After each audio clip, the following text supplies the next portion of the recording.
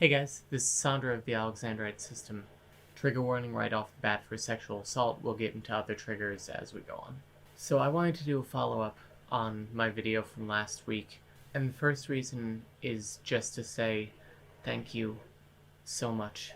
I was really afraid to put that video out for a lot of reasons, but all of you were so kind in a way that I didn't expect, not because I think ill of our viewers, but because I expect everyone to be as cruel to me as I am to myself. I think our therapist can attest to the fact that I absolutely broke down sobbing talking about how nice everyone was. So thank you for holding that space for me and for sharing your own stories and for offering your own words of healing and of comfort. The other reason I wanted to do this follow-up was because I wanted to share something with you that has helped me heal over the years, and that's music. I think that humans are inherently a musical species, so I think it's not a shock when music can help someone through something difficult. So I wanted to take this opportunity to share some of the songs that have helped me specifically. All of these songs have a general trigger warning for abuse and for sexual assault. If any of them need an additional trigger warning, it'll come up when I mention it. So let's get started. First on the list is You Make Me Feel Like a Whore by Everclear.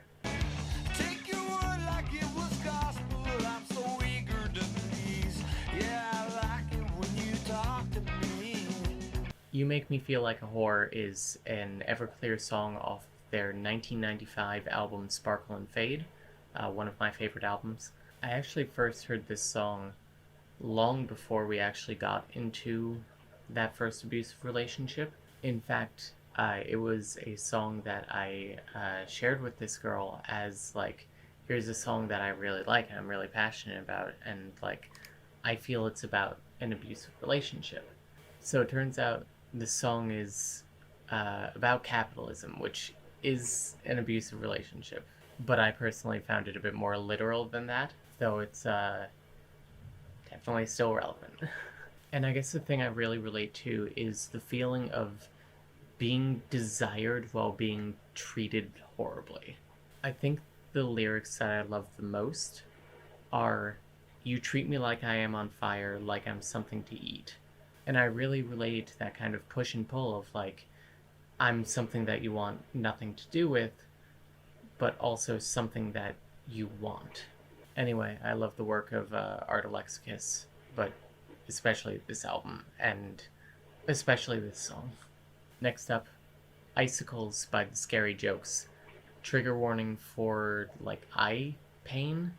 I know that grosses some people out. My world has turned so cold, but I won't cry, 'cause icicles don't soften when they die. So why should I? Why should I? I love the Scary Jokes. I'm gonna say this about, like, every artist that I talk about today. Their album Burn Pygmalion is probably Ellen's favorite album, like, of all time. I think the thing I really get out of this song is the feeling of needing to be polite and kind to someone who's hurting you. The lyrics that I love the most in this is going to be a little bit long, but I feel the full context is what I really love. Ah yes, good etiquette demands I remain soft and accessible in the face of my own ending. So I will try to be discreet through my full-blown implosion. I'll stay golden and retreat into my sweetest fantasy. The one where you're crying and I don't do anything at all. And oh boy, as someone who has had, depression used as an abuse tool multiple times, that is a fantasy that I have shared. Anyway, this whole album is great. April Fools is a wonderful album. All the Scary Jokes stuff is great. Next up, Mommy Fwiend by Penelope Scott. Trigger warning for crude sex talk and a vague incest implication. I don't wanna eat your dread the very same way that women swallow cum just to make it go away, and you should treat me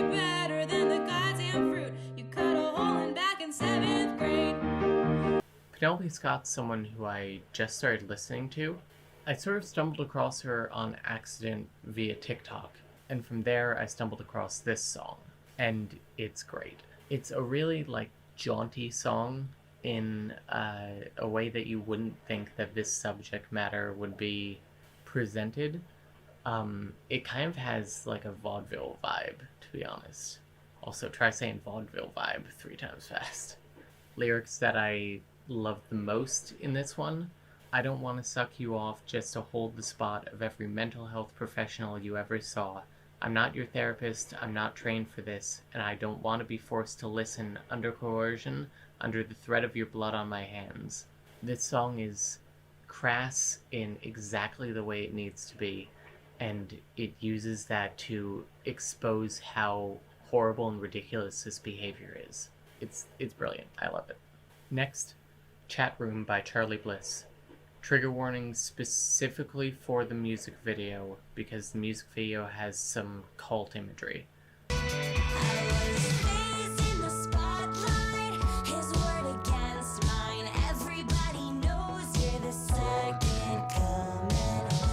Eva Hendricks, the lead singer of Charly Bliss, was very explicit and very public about the fact that this song is about her sexual assault at the hands of her ex-boyfriend. Really, the whole album, Young Enough, is about that relationship.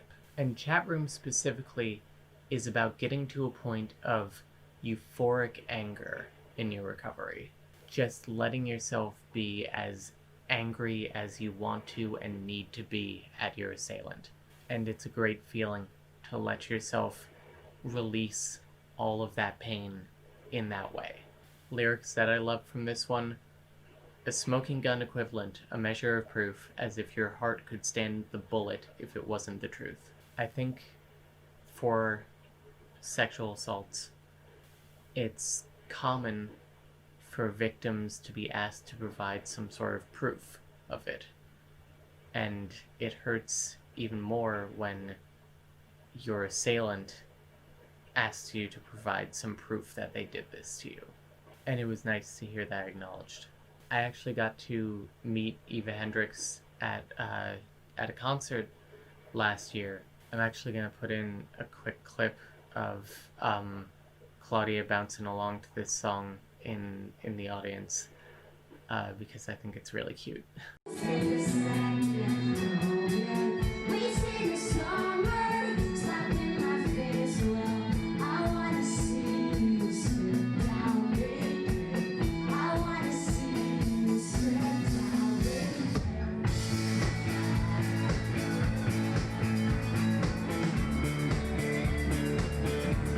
We were actually only 10 days, maybe 2 weeks post-orchiectomy during that, but we were determined to dance along the best we could. That's how much we love this. So we got to meet Eva Hendricks after the show. She does little meet and greets with fans, especially in smaller venues like the one we were at. I had actually met her at a concert earlier in the year, in February of that year, and Chatroom came out between that concert and this one. And she recognized me, first of all, which, great. And secondly, I got to tell her how much I appreciated the song, and especially appreciated how frank she was about what it's about. And I got to tell her that happened to me too. And the song just helped me so much. There was more too. I was going to tell her how when it happened to me again, because between the first concert and the second concert was also when the second assault happened, that when it happened, when I drove back home, I blasted Chatroom on repeat and just let myself be mad. I didn't get that part out though, because I started really tearing up, and I said there's more, but I don't think I'm going to be able to say it without sobbing. And she gave me a gigantic hug Honestly, like top 5 hugs of my life. And she said to me, "I'm so sorry that happened to you, and you're really strong, and you're going to get through this, and I'm going to get through this, and we'll get through this together." And to be given a hug and to be hugged the entire time that someone is telling you that you're a strong person and that you can recover, there's no equivalent I can make for it. So thank you, Eva Hendricks. And finally, Threat by Charly Bliss. You say you love me and it sounds like a threat. I'd rather be dead than have it be true. That no one could ever love me more than you. So this past October, I was lying in bed one morning. It was the time which I was supposed to already be at work, and I could not make myself get out of bed. I hated that job, and I hated the idea of having to go to that job. And I was scrolling through Twitter, and I saw that Charly Bliss dropped an EP, like, completely by surprise. And that got me out of bed. So Supermoon has a special place in my heart, if only for that. The album is a set of songs that were cut from Young Enough, which came out earlier that year. And I think it works as an amazing companion piece or a follow-up to Young Enough.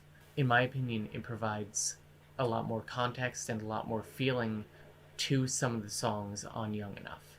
And so I was driving to work and I listened to the first 4 songs on this album, and I was like, this is nice, this is good, I'm really happy that this came out. And then Threat came on.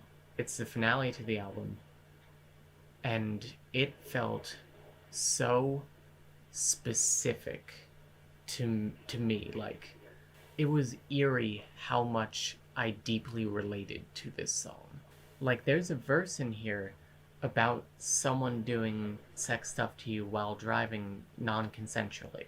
I mean, the song also talks about dissociation in there. I mean, not like DID, but like depersonalization. Like, when something bad happens, you just kind of leave your body. I love every single word of this song, but if I had to pick one set of lyrics to highlight, it would be the bridge. But I can forgive anything. It's absolutely terrifying. I forgave that second girl immediately after it happened. And there were times after breaking up with that first girl that I wanted to apologize to her. I could not articulate why. Abuse absolutely fucks up your brain, and it fucks up your sense of morality, but it fucks up your sense of what it is okay to do to you. I don't know who needs to hear this, but you don't ever have to forgive anything. I don't know, what can I say? Eva Hendricks knocks it out of the park again. I've actually put these songs into a little mini Spotify playlist, and I will link that in the description below. I recommend you check out all of these artists. Let me know in the comments some songs that have helped you guys. A lot of you shared some difficult things, and now I want you to share something that makes you feel strong. Thank you so much for watching. I'll see you next time. Bye.